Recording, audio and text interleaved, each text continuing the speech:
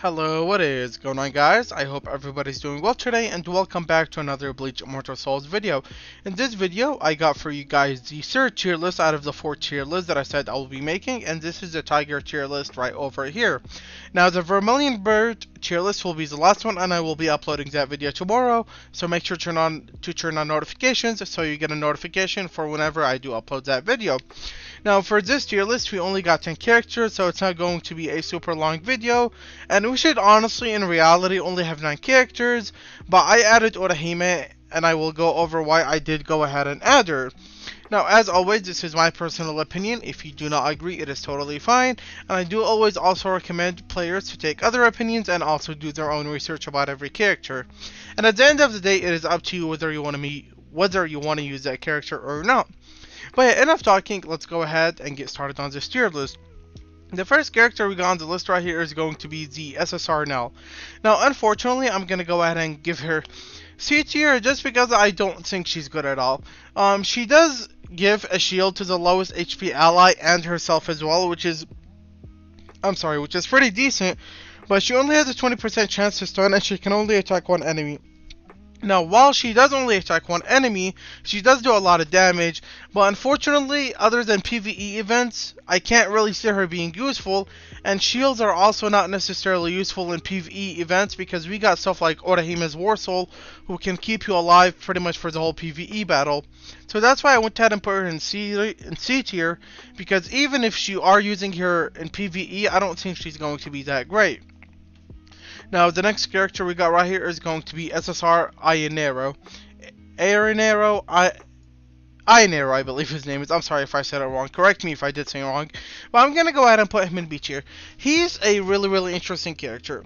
So, his rage attack and his combo attack both increase his crit chance, and his passive skill actually reduces the crit resistance chance of the enemy team. So this guy can be critting a lot, and he does attack multiple enemies, which is always very nice.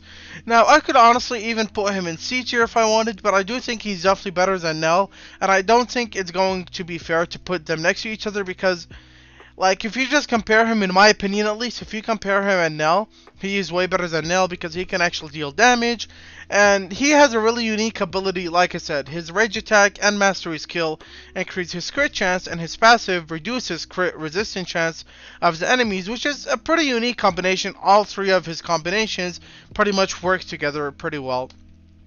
Now, we got Odahi right over here. Now, she is an SR character, but the reason I still put her in the tier list because she is one of the very few healers in the game. That's one reason.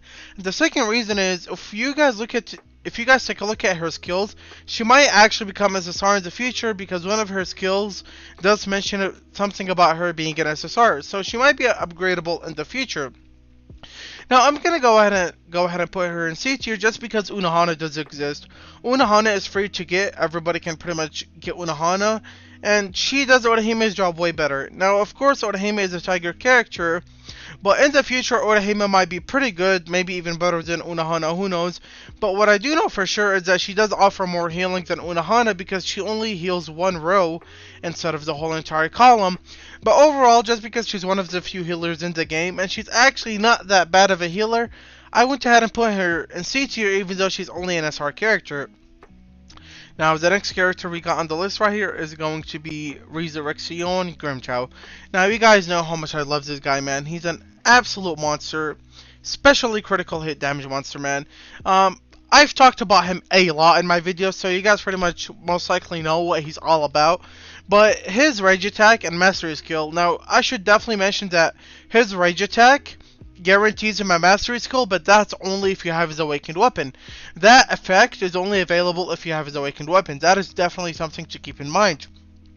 Now, his mastery skill and rage attack work based off of each other because his mastery skill guarantees him a critical hit, and then his rage attack guarantees his mastery skill, which is pretty freaking nice, man, because you can deal a bunch of damage with it, and he gets a bunch, and I mean a bunch of critical hit damage boost from his rage attack and his passive skill, and he also has a Tiger passive boost pretty much. The more Tiger characters you have on the field, the more critical hit damage he will do. He reduces rage twice. He can reduce rage twice. He has a 40% chance to do so, and he also has a 180 rage reduce that's guaranteed after 2 rounds, I believe. So overall, he's an amazing character who can do crazy amounts of damage, and not to mention he does have the highest attack in the game right now, and he also has 4 attack bonds. So whenever you fully bond him and get like the right morsels and stuff, his attack is going to be stupidly high. His mastery skill will be hitting for crazy amounts of damage. I cannot wait till somebody, actually does that. I might be able to do it whenever I get his bonds, but we'll go ahead and see whenever that time does come.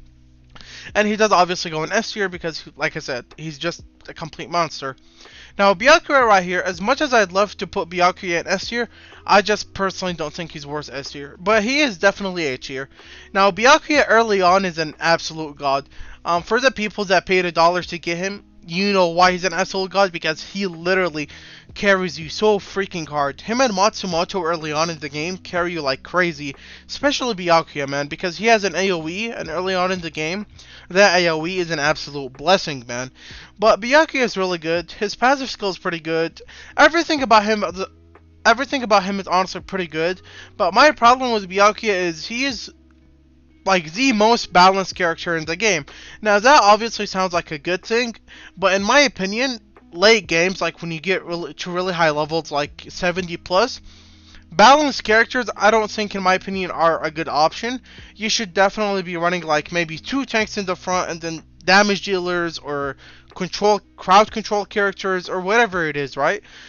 I mean, I still use Byakuya to this day, don't get me wrong. I'm going to be replacing him whenever Okiora comes out. I've been saying that for a very long time. Or I might even replace him. Well, I wouldn't replace him if I use Grimmjow, because Byakuya is a Tiger character. But Byakuya, like I said, is an extremely balanced character. But in my opinion, really, like, end game, I don't think he's going to be very great, because balanced characters end game, in my opinion, are not the way to go. But that's just my opinion. Let me know what you guys think in the comment section below. And he also does give rage back to your back row allies, which is pretty nice in PvE and stuff, but he doesn't do a lot of single target damage anyways. Now, why Ichigo is another character that I'd like to give an S rank for.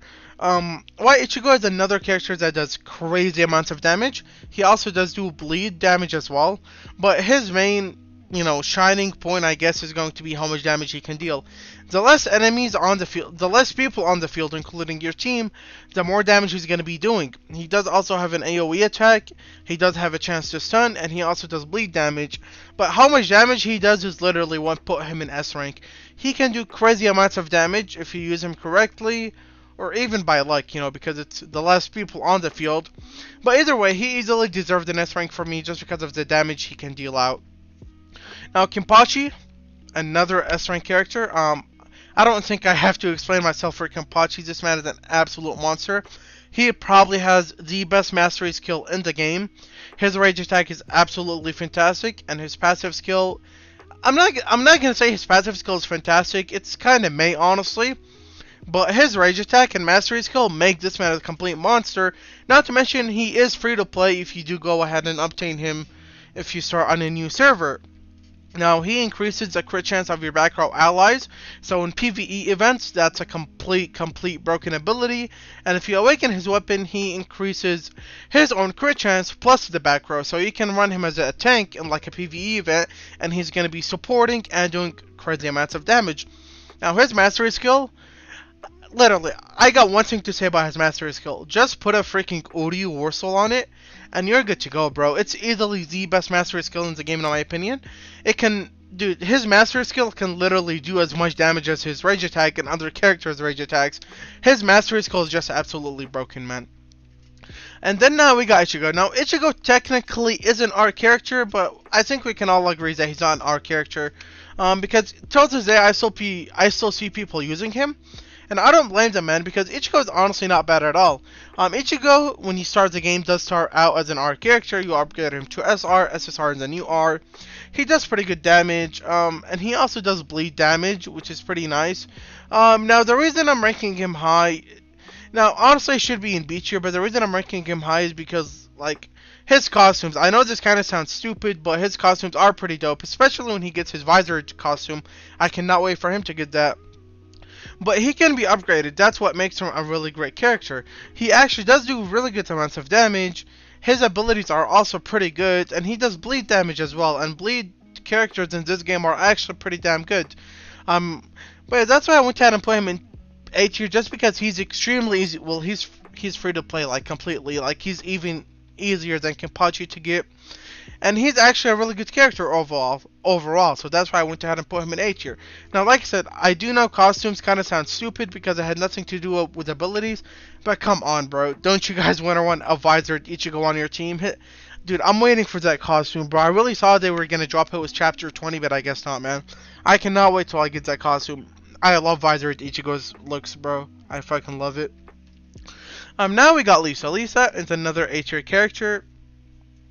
Lisa is really good. She attacks the enemy back row and does really, really high damage. I think she does like 280%. I could be wrong on that. But attacking the full back row is 200. I do know it's over 200. I do know that for sure. But attacking the back row and doing that much damage is low-key nutty, because the back row is the most important characters, because they're usually the damage dealers, the crowd control, or whatever they are. So Lisa being able to do that is alone amazing, and not to mention, what puts Lisa in A tier is not only her having that insane rage attack, but she has a support for every single ally on the team. It doesn't matter whether you're running a Vermilion Bird, Black Tortoise, Tiger, Azure, she will have support for them because that is how her passive skill works, which is why Lisa is easily an A tier for me. Now, last character we got on the list right here is going to be the normal Grimmjow. I'm going to go ahead and also put him in A tier. Now, this guy right here is I don't have him, unfortunately, but so I don't know like how good he actually does in game. But looking at his skills, this man looks like an absolute complete monster for a single target damage. He's probably the best character in PvE events in my opinion.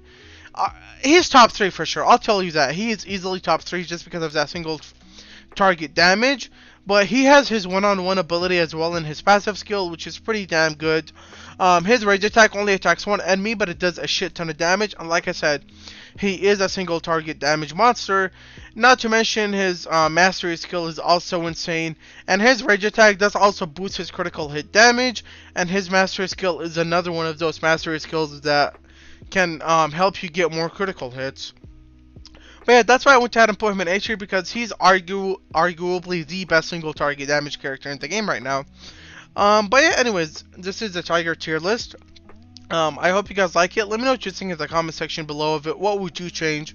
But as always, guys, make sure to keep an eye out for the Grimmjow review. It should be coming out sometime this weekend, and the Vermilion Bird tier list will be out tomorrow. Anyways, guys, make sure to like and subscribe if you have not done that already, and leave a comment if you have any questions, concerns, or whatever it is. Anyways, guys, thank you very much for watching, and I hope you have a wonderful day. Goodbye.